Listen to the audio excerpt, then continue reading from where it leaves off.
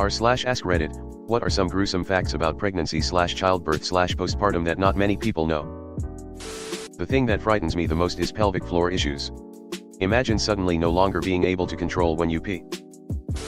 Postpartum incontinence is no laughing matter. No, seriously, don't laugh. It'll make you pee. They go full crazy pushing your stomach after birth to make sure everything is out. I read some books but no one prepared me for that. It was like having another baby. I had forgotten about this until I read this comment. I would dread the nurses coming in the room. Also, the amnesia was real. I forgot a good bit, not only about the birth but a good chunk of my college degree as well. This was way too far down. The pain of a nurse putting all of her weight on you. The worst. Passing clots the size of rocks. And bleeding for weeks after. I hemorrhaged the day after my C-section. They'd put me on that drip, Syntocin and /Pitocin, and I had contractions, then birthed what felt like liters of jelly. I was rushed into emergency surgery after signing paperwork agreeing to removal of my uterus if required for life-saving treatment. Childbirth can be horrific. Postpartum mental illness is a thing, and it can be horrific. Psychosis fucked up my life. My wife's placenta wouldn't detach after the birth of our daughter, so the nurse just went up in there and got it out. I was ohing and eyeing over our new baby girl and I look over to see someone damn near elbow deep treating my wife like a sock puppet. It was so jarring. Mothers are so damn tough, dude, it's unreal. After birth, I sweat so much at night that I would wake up soaking wet from head to toe for the first week or two.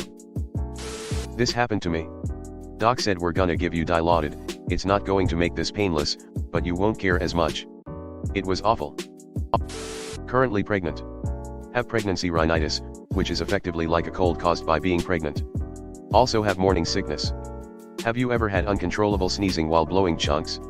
Not bucket list worthy, I promise. Triple threat is when you pee yourself while sneezing and throwing up. Contractions don't finish after labor. You have the after-birth pains to look forward to when your uterus returns to its usual pre-pregnancy size. That get worse with each successive pregnancy. Can't believe this hasn't been mentioned: hemorrhoids. Often women don't know they have them from labor due to the swelling, but add it to the list. Hyperemesis gravidarum. Terrible. I lost 50 pounds during my pregnancy from it. I have a friend who had that. She was in hospital more than she was out. You will need to prep yourself for the second birth. What is that? It's when you have your first full bowel movement after. If you had a C-section, gently push with your flat hand on the incision while pressing to poop. It will make it so much easier and stop the feeling of your bowels falling out. I had the exact opposite. I would wake up absolutely frozen and I hate being cold. Still smelled like ass though. Preeclampsia can last up to 6 weeks postpartum. You'd be amazed at how many emergency personnel don't know this. When asked if you have any medical history, please volunteer the information that you are postpartum, don't wait for them to specifically ask. /steps off of soapbox /. Yes. And often you can go directly to L&AMD if you're less than 30 days postpartum, instead of the ER. If you think something is wrong, go to the hospital. When you get a C-section, they may have to take the section of intestines covering your uterus out of your body. Like, it's just sitting in a bowl next to you, then once the baby's out and your uterus is stitched back up, they just pack your guts back in and sew you up. Usually it's just pushed to the side, though. Also, your uterus is pulled partially out of your abdomen so they can deliver the baby. And then your guts will rearrange themselves back to where they should be and you can feel it. The umbilical cord is dense, tough, and sinewy. When you cut it, you end up sawing a little with the scissors. I don't know what I expected, but that was weird. Seemed like it was taking a long time for my OBGYN to stitch up tears and an episiotomy. I whispered to my L&AMD nurse if it normally took this long. She whispered back, "Girl, you're torn from clit to shit.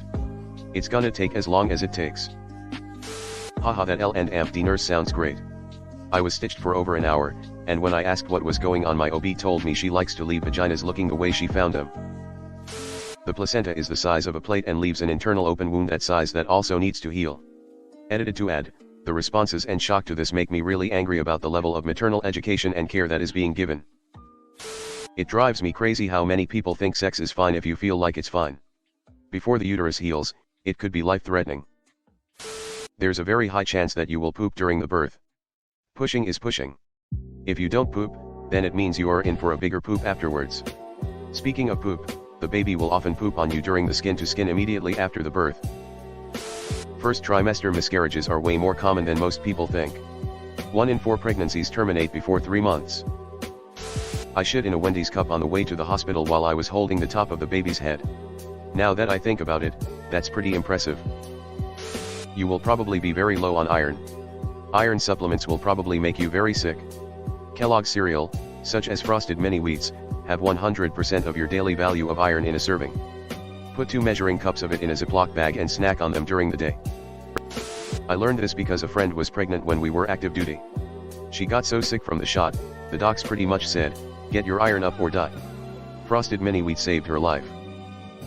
Near the end of my pregnancy I had terrible gingivitis, apparently pregnancy can cause this, and carpal tunnel in both hands from the swelling that lasted months postpartum. Also no one tells you about the swelling that can happen postpartum. I had a C-section and the swelling in my legs and ankles was so painful it lasted for weeks. I could barely bend my knees and my ankles were not existent. If you are a short person carrying a big baby, your rib cage will take a beating. I'm 5 feet 2 inches and have long legs but a short trunk, and my son was delivered at 21 8 pounds 13 ounces. During the last 2 months in utero, he had no room. His kicking and stretching were right up to my sternum. I was bruised for weeks after birth. I didn't notice any vaginal pain, probably because my ribs were so sore. Thank you for everyone in this thread solidifying that having children is absolutely not for me. Props to all of you who have gone through it for your babies, you're strong and brave as hell. I think the most shocking thing is most women will follow up with but it's not that bad, we're trying for another. LOL. Every pregnancy can be completely different. The horrible things you got used to the first time. It's very likely you will have completely new horrible things this time. Also, sometimes the drugs don't kick in before the C-section. I felt my third one completely. If you don't have adequate calcium intake, your body will pull it from your bones and teeth. Medieval European people assumed that women would lose a tooth for each pregnancy. 2 teeth just crumbled out of my face. 2. By the second one I burst into tears. And in a lot of miscarriages, it feels like a mini labor, with contractions coming in waves. The pain radiated to my back and butthole, which I wasn't expecting. Also, the amount of blood that comes out at once is bananas.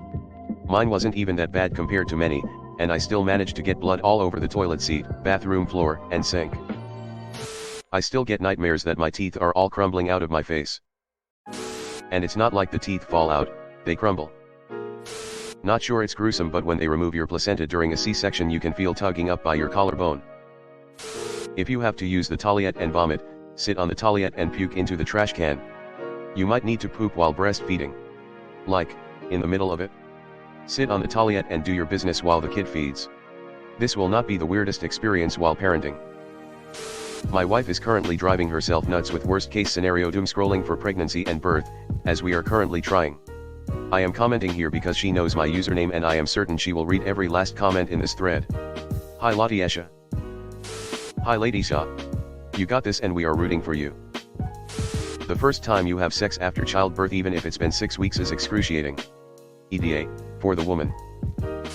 Sometimes it takes /weeks/ to be able to stand up / sit down / walk again without a ton of pain. No one fucking told me that the first time. I was so focused on how the actual birth might be painful, had no realization that for over a month afterwards I'd be in danger of burning to death if the house ever caught fire because I could barely walk. I am pregnant and wish I hadn't opened this. Nobody warned me that my insides would feel like they were falling out when I stood up the first few days after birth. This was going to be my comment. Imagine weights hanging on your intestines, lungs, stomach, etc. as they try to remember where everything goes now that the baby is out. Hello everyone. Thanks for sticking to the end of this video. I really appreciate it.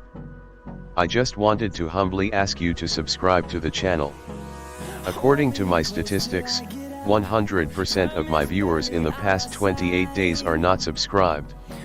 I have always wanted this channel to reach 1000 subscribers, and if you want to support and be a part of that, subscribe. It's free and it's an awesome way to support the channel. Thanks again, Reddit glitch out.